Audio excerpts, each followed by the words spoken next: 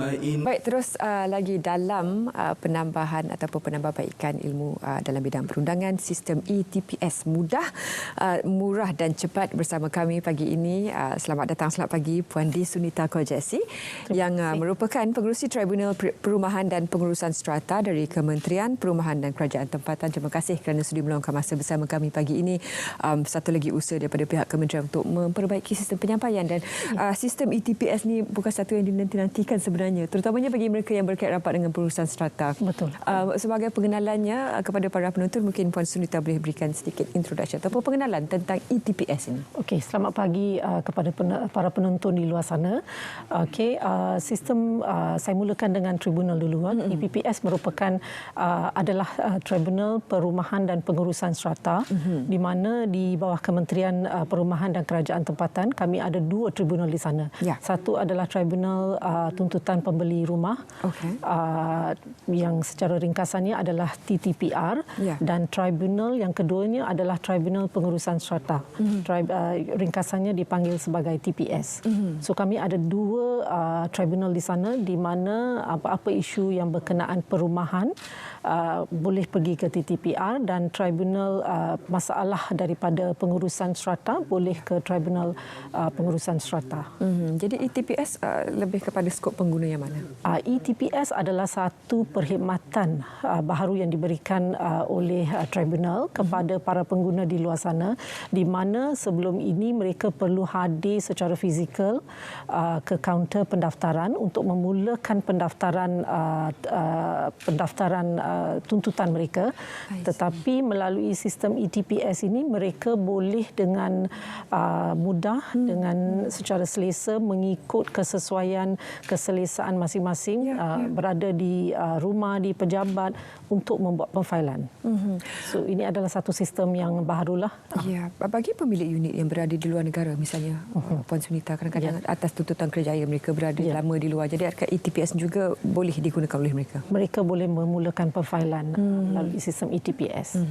Sejauh mana penjimatan masa dan juga inisiatif yang perlu dilakukan oleh para pemilik unit ini, sejauh mana penjimatan masa yang telah dapat digunakan pasti oleh pihak KPKT sejak diperkenalkan 12 September sebenarnya? Ya, telah dilancarkan pada 12 September 2023. Penjimatan dia adalah begitu ketara, kita boleh lihat. Jikalau sebelum ni mereka perlu hadir secara fizikal, that means bergerak daripada rumah ke pejabat ke KPKT tribunal untuk membuat penfailan di kaunter ataupun secara pos. Yalah, nak beratur lagi. Betul, ikut giliran, nombor, ambil nombor dan sebagainya. Tetapi sekarang penjimatan tu boleh dilihat, because masing-masing boleh melakukan penfailan pada bila-bila masa, waktu malam, pagi, tengah hari, ketika berada di lokasi mana-mana lah, sama ada di pejabat ataupun di rumah. So ianya bukannya hanya menjimatkan masa, tetapi juga mengikut keselesaan masing-masing. Dan bagaimana lagi setakat ini yang mengikut pemerhatian Puan Sunita dan juga tim untuk tribunal ini, ia boleh memberikan pengurusan yang jauh lebih baik dan lebih efisien untuk para pemilik unit? Ya. Semestinya satu perkhidmatan yang begitu baik, sebab ia mudah menjimatkan masa dan cost efektif, di mana ikut keselesaan masing-masing mereka boleh membuat penfailan, dan pembayaran juga boleh dilakukan secara dalam talian. So tidak perlu penfailan terlebih dahulu, on the spot sahaja mereka boleh membuat penfailan dan juga membuat pembayaran melalui FPX, dan dalam masa 3 ke 5 hari tarikh pendengaran akan diberikan. So, kelebihan di situ boleh dilihat, di mana para pengguna yang membuat penfailan, mereka boleh selepas 3 hari mendapat tarikh pendengaran. Mereka setelah membuat penfailan, mereka perlu mencetak, tanda tangan dan membuat penyerahan terus. So that proses yang pada awal tersebut tu, yang before this mereka kena datang secara fizikal, telah tak perlu dilaksanakan. So hanya buat di rumah, cetak, tanda tangan, penyerahan dah terus boleh dibuat. Sejauh mana pula penglibatan dokumen yang perlu diimbas, yang perlu di-scan untuk memastikan penfailan mereka itu lengkap? Okey, yang tahap yang pertama adalah mereka perlu membuat pendaftaran. Ya. Setelah selesai pendaftaran, pendaftaran akan bermula dengan pemfailan borang 1. Ya. Okey, borang 1 dan apa-apa dokumen sokongan yang perlu dijadikan sebagai keterangan boleh difailkan. So apa-apa dokumen boleh diupload sekali. Okey. Okey. Jika ada katakan dokumen tu banyak, mereka boleh dan perlu membawa pada hari pendengaran. Dan tempoh duration untuk menunggu daripada pemfailan hingga pendengaran itu berapa lama biasanya ataupun telah pun dipendekkan daripada tempoh sebelum ini? Tarikh pendengaran akan diberikan dalam masa 3 ke 5 hari. Okey. Okey, tarikh pendengaran akan diberikan. So ada lagi satu proses di mana penuntut yang membuat pemfailan borang 1, seperti yang saya kata tadi, mereka perlu cetak tanda tangan dan perlu membuat penyerahan. So proses itu lebih kurang dalam masa 2 minggu mereka perlu membuat penyerahan kepada pihak yang satu lagi. Pihak satu lagi pun boleh membuat pemfailan secara online borang 2. So tarikh pendengaran akan diberikan dalam tempoh lebih kurang sebulan dari tarikh pemfailan yang dilakukan tersebut. Adakah muncul barangkali pada masa akan datang ataupun sedang diusahakan sekarang pendengaran ini dilakukan juga secara dalam talian? Pendengaran masih perlu hadir secara fizikal? Pendengaran pada tahap ini masih secara fizikal. Setakat ini. Tetapi dalam pipeline memang ada cadangan.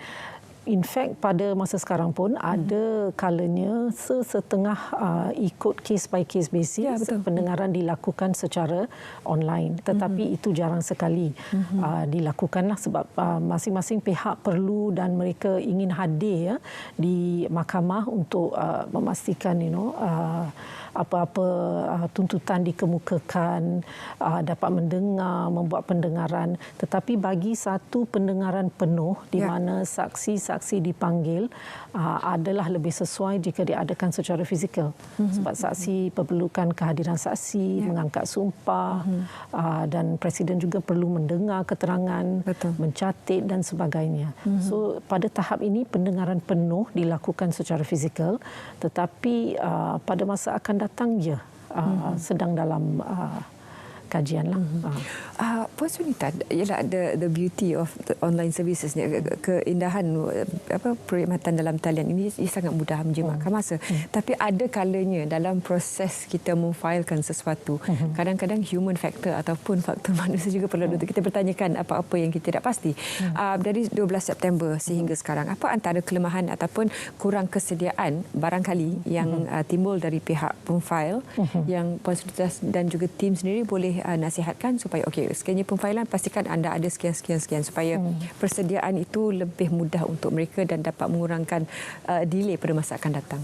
Okey, pada tahap ini kami telah memastikan apa-apa arahan yang perlu diberikan, kami telah uploadkan.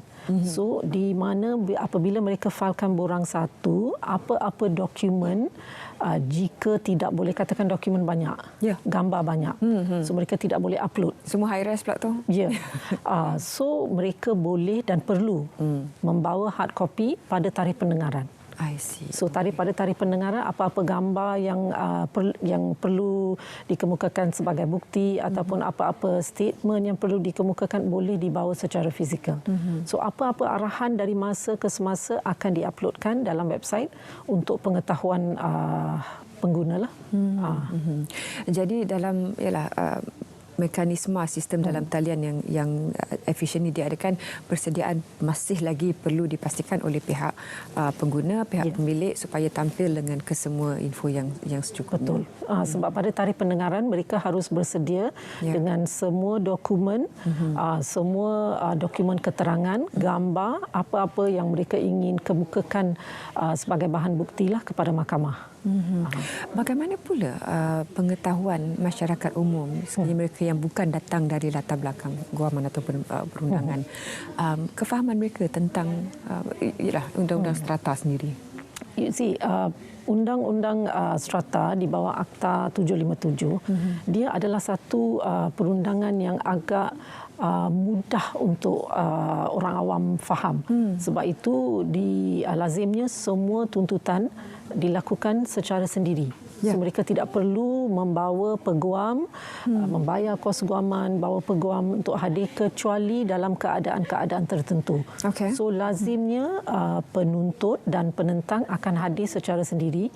Apa-apa arahan daripada segi undang-undang adalah mudah difahami. Sebagaimana yang saya sebut tadi, pendaftaran bermula dengan pendaftaran borang 1. Pihak penentang pula akan memfailkan borang 2 sebagai pembelaan. Dan juga borang 3 jika ada, dan apa-apa aplikasi yang mereka ingin kemukakan, ada borang-borang khusus yang perlu difailkan. So apa-apa boleh dimuat turun. Semua boleh dimuat turun. Tertera semua ada dalam laman sesawang KPKT.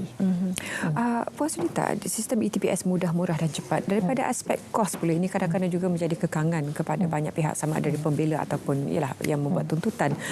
Sejauh mana dengan adanya ETPS ini faktor kos itu dapat dijimatkan?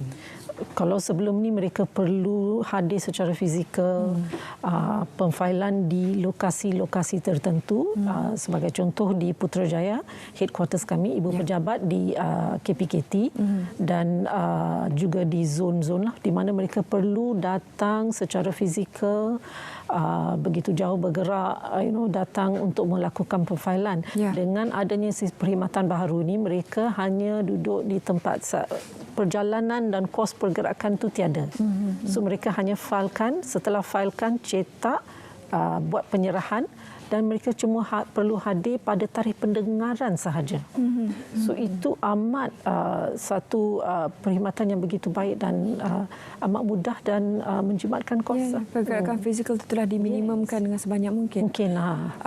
Nasihat ialah Puan Sunita sendiri kepada para pemilik unit, juga kepada pihak semua yang terlibat ataupun yang berkait dengan sistem ETPS ini, mengapa mereka perlu tahu, sekiranya mereka tidak ada hal, tidak ada tuntutan sekalipun, mereka perlu mengambil cakna tentang kemudahan terbaru ini.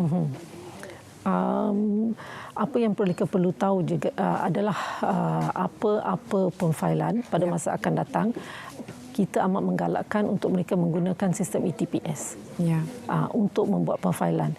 Because kelebihan dia bukan hanya menjimatkan kos pergerakan, tetapi yang kedua, kelebihannya adalah mereka dapat monitor, melihat status kes itu dari tarikh pemfailan kepada apa-apa borang yang difailkan oleh pihak penentang sehingga kes tamat.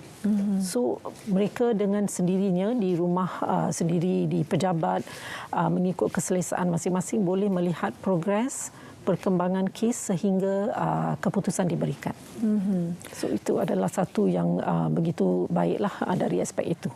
Sedikit ruang masa kita juga perlu dikongsikan kepada para penuntut, khususnya mereka yang akan terkait dengan sistem ETPS ni.